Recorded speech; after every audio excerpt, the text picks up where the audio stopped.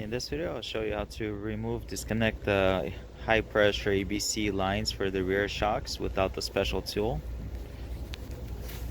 So we have the rear end out, so it's a little bit easier for us to do it, but this is what we're doing.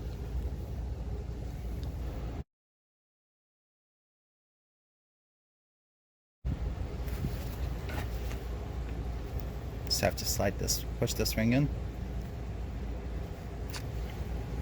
and it just comes right out. Alright, so basically you're gonna have to push this silver ring in, and it will basically unlock it. And this is on a 2008 CL63 with ABC suspension. Yeah, we're doing the rear one.